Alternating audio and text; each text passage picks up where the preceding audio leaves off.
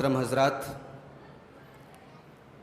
कुरान करीम के 5वें पारे की कुछ आयतों की तफसीर आपके सामने आज पेश की जाएगी। चौथे पारे की आखिरी आयत जो सूरतुन निसा की आयत नंबर 24 है, आयत नंबर 24 है, उस आयत में आयत नंबर 23 है। उस आयत में अल्लाह ताला ने उन औरतों की लिस्ट बयान की है जिनसे निकाह करना हराम है। आइए वो आयत करीमा देखते हैं।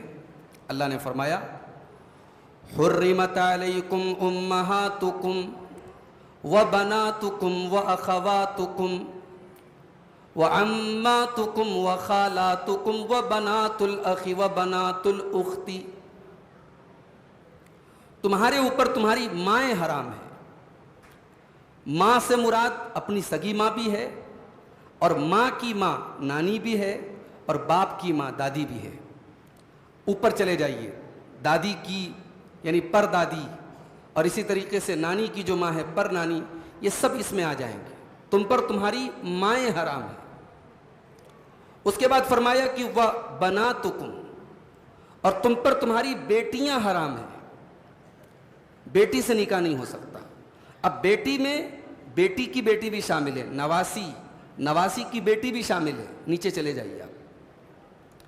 इसी तरीके से बेटे की बेटी, पोती या पोती की बेटी, पर पोती, ये सब इसके अंदर आ जाएंगे। तो मां हराम है, बेटी हराम है। उसके बाद तीसरा रिश्ता, वह अखवातुकुम, और तुम्हारी बहनें हराम है। अब बहन चाहे सगी हो, माँ एक है बाप एक है, या माँ एक हो बाप अलग अलग हो, तब भी वो बहन हराम है, उसे निकाह नहीं कर सकते। या माँ अलग अलग हो बाप एक है, तब भी वो बहन है, बहन से निकाह नहीं कर सकते।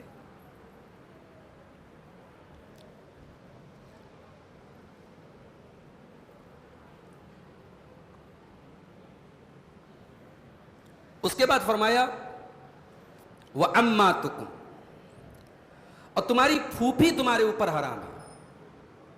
बाप की बहन, फूफी से निकाह नहीं हो सकता। वह खालातुकुम, और खाला भी तुम्हारे ऊपर हराम है। माँ की बहन, खाला से भी निकाह नहीं हो सकता। वह बनातुल अखी, और भाई की बेटियां यानी कि भतीजियां, चचा और भतीजी का निकाह नहीं हो सकता।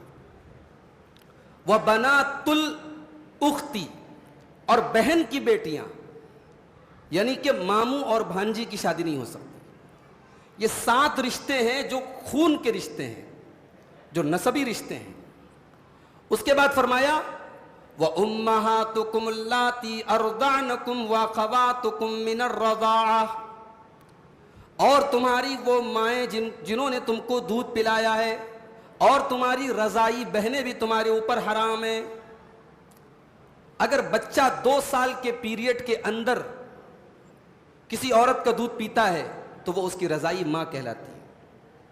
उसमें एक कंडीशन ये है कि ये जो रज़ात है, ये 5 बार बच्चे ने उस औरत का दूध पिया हो और पेट भर के पिया हो, खुद से छोड़ा हो, तो उससे रज़ात साबित होती है, और वो औरत उसकी रज़ाई माँ कहलाएगी। यहां पे अल्लाह तबारक व तआला ने सिर्फ रज़ाई माँ और रज़ाई बहन का जिक्र किया है, मगर हदीस से यह मालूम होता है कि जो रिश्ते नसब से हराम हैं वो रिश्ते रज़ात से भी हराम हैं। जैसे सगी खाला से निकाह नहीं कर सकते, रज़ाई खाला से भी निकाह नहीं कर सकते। जिस औरत ने आपको दूध पिलाया है वो आपकी रज़ाई माँ हो गई, अब उसकी बहन आपकी रज़ाई खाला हो गई। इसी तरीके से जो रज़ाई बाप आपका है उसकी बहन आपकी रज़ाई फूफी हो गई। तो जो रिश्ते नसब से हराम होते हैं वो सारे के सारे रिश्ते रज़ात से भी हराम होते हैं। हालांकि कुरान में सिर्फ 2 रिश्ते का जिक्र है, रज़ाई माँ का जिक्र है और रज़ाई बहन का जिक्र है, मगर हदीस को हम जब सामने रखते हैं तो मालूम होता है कि रज़ात से भी वो सारे रिश्ते हराम हो जाते हैं जो नसब से हराम होते हैं। उसके बाद फरमाया व उम्महातु निसाइकुम, और तुम्हारी बीवियों की माएँ यानी तुम्हारी सास भी तुम्हारे ऊपर हराम है। जिस औरत से आपका निकाह हो गया, सिर्फ निकाह हो गया, रुखसती हुई हो या न हो, उसकी माँ आपके लिए हराम हो गई। अब उसकी माँ से आप निकाह नहीं कर सकते।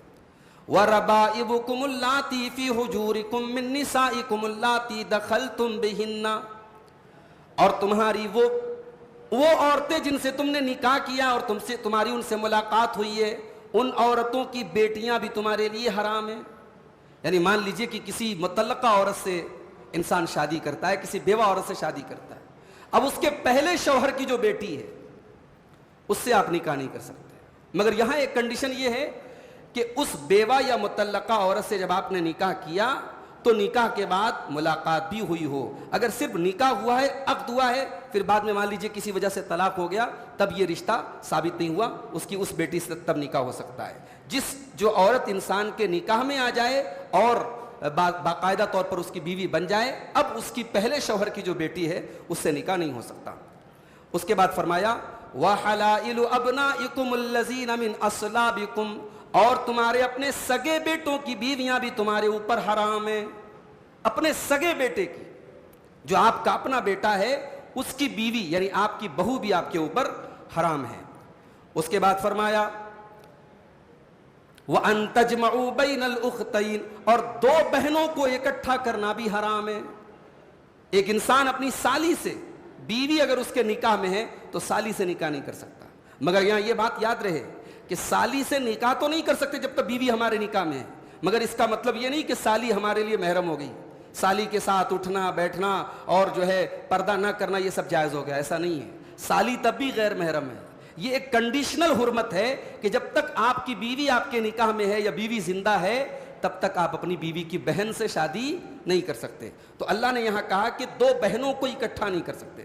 حدیث سے یہ معلوم ہوتا ہے کہ پھوپھی اور بھتیجی کو بھی اکٹھا نہیں کر سکتے، یعنی اگر کوئی عورت آپ کے نکاح میں ہے تو اس کی بھتیجی یا اس کی پھوپھی سے آپ اس کے رہتے ہوئے ایک ساتھ نکاح نہیں کر سکتے۔ اسی طریقے سے خالہ اور بھانجی سے اکٹھے نکاح نہیں کر سکتے۔ آپ کی بیوی کی جو خالہ ہے یا آپ کی بیوی کی جو بھانجی ہے، جب تک آپ کی بیوی آپ کے نکاح میں ہے آپ اس سے نکاح نہیں کر سکتے۔ یہ لسٹ اللہ تعالیٰ نے بیان کی۔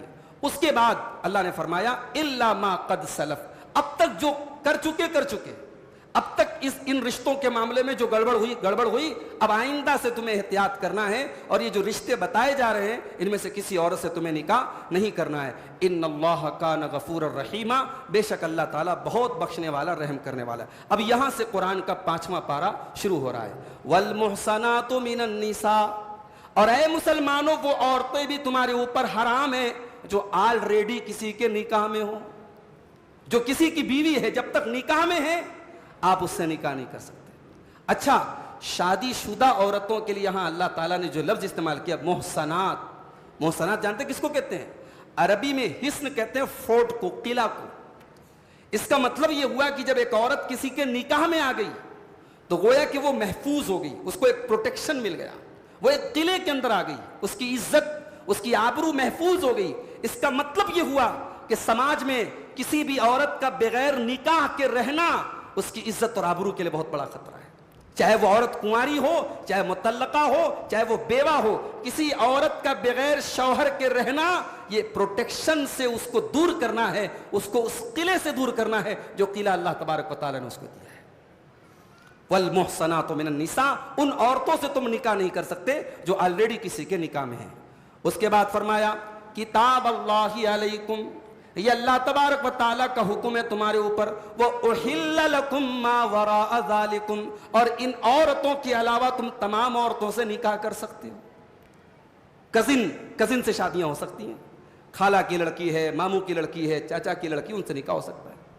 بعض غیر مسلموں کو دیکھتا ہوں کہ وہ سوشل میڈیا پہ بڑا مذاق اڑاتے ہیں اسلام کہ صاحب اسلام میں کزن سے شادی کرنے کی اجازت دی گئی ہے، تو اس میں کیا حرج ہے؟ بھئی یہ طے کرنے والے ہم کون ہوتے ہیں؟ یہ اللہ کا قانون ہے۔ اللہ نے جن رشتوں کو بتایا کہ یہ حرام ہے وہ حرام ہے، جن رشتوں کو اللہ نے بتایا کہ ان سے نکاح ہو سکتا ہے، ہو سکتا ہے۔ اب اس میں کوئی کہتا ہے صاحب چاچا کی لڑکی کو تو ہم بہن مانتے ہیں، خالہ کی لڑکی کو تو ہم بہن مانتے ہیں۔ بھئی ایسے تو پوری انسانی برادری ایک دوسرے کو بھائی بہن مانتی ہے، سارے انسان آپس میں بھائی بہن ہیں، آدم کی اولاد ہے، حوا کی اولاد ہے، سارے مسلمان آپس میں بھائی بہن ہیں۔ تو بھائی بنا لینے سے یا بہن کہہ لینے سے کوئی بہن نہیں ہو جاتی۔ اور اس میں ایک سبق ہمارے ان بھائیوں کو ہے اور ان بہنوں کو ہے جو سوشل میڈیا پر کسی کو اپنا دینی بھائی بنا لیتے ہیں، دینی بہن بنا لیتے ہیں۔